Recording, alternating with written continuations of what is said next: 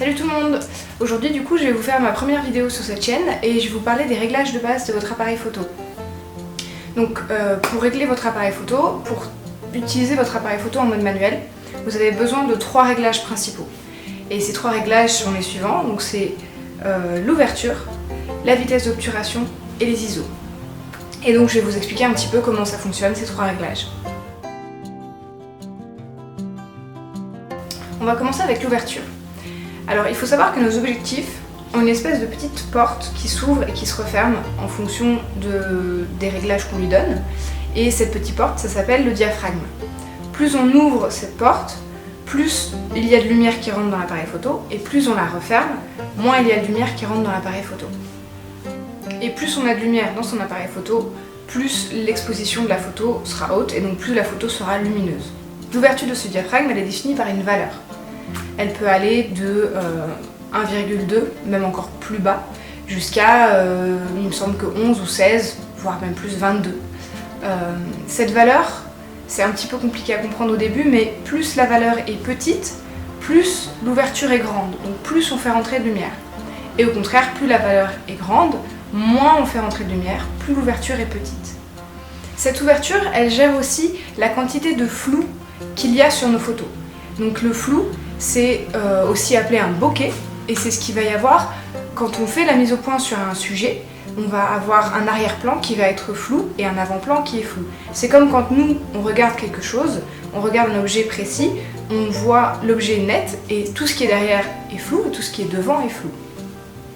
Plus la valeur de cette ouverture est petite et donc plus on ouvre ce diaphragme, plus il va y avoir de flou dans nos photos. On peut évidemment s'amuser à cette focale et on peut surtout adapter cette ouverture en fonction du sujet qu'on prend en photo. Si on prend en photo un portrait, on cherche souvent à avoir un flou pour vraiment séparer le sujet de son environnement. Alors que si on prend en photo un paysage par exemple, on va avoir une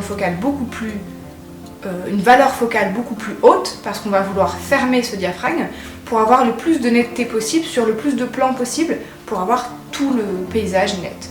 Vous pouvez évidemment vous amuser à faire des portraits avec une valeur d'ouverture élevée et le contraire, vous faire des paysages avec une valeur d'ouverture très basse. Maintenant, je vais vous parler de la vitesse d'obturation. Donc c'est le deuxième réglage super important quand vous utilisez votre appareil photo en mode manuel. La vitesse d'obturation, elle est réglée dans notre boîtier. En fait, notre boîtier, il a une espèce de petite fenêtre qui s'ouvre et qui se ferme. Elle est fermée quand on ne prend pas de photo et elle s'ouvre quand on prend une photo.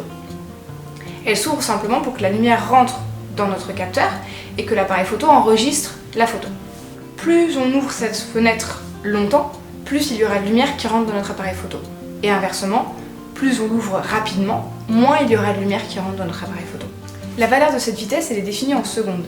Mais comme on utilise souvent une vitesse très rapide, sa valeur est inférieure à 0. Pour que ce soit plus simple à comprendre, c'est affiché en division de 1. C'est-à-dire que quand on est en dessous d'une seconde, c'est affiché comme 1 sur 50 secondes, par exemple. 1/50e de seconde.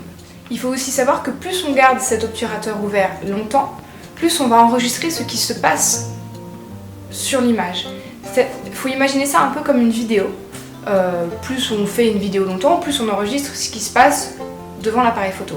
Sauf que quand c'est une photo, tout ce qui se passe devant l'appareil photo va être enregistré sur la même image. C'est ce qui fait que quand on a une vitesse d'obturation plus lente, on va avoir des flous de bouger. Admettons, j'ai une vitesse d'obturation de 1 seconde, ça veut dire que pendant 1 seconde, cette fenêtre est ouverte. Pendant 1 seconde, tout ce qui se passe devant l'appareil photo va être enregistré sur la photo.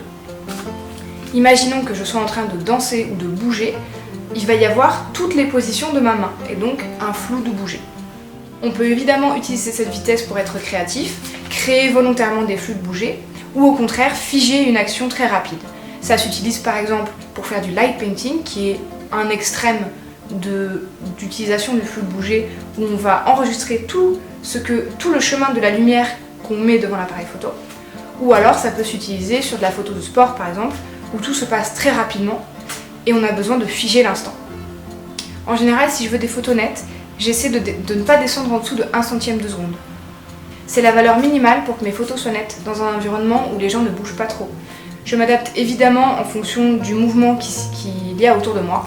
Si les gens bougent beaucoup, par exemple des enfants ou des gens qui courent, je vais monter cette vitesse d'obturation pour être sûr de figer le mouvement.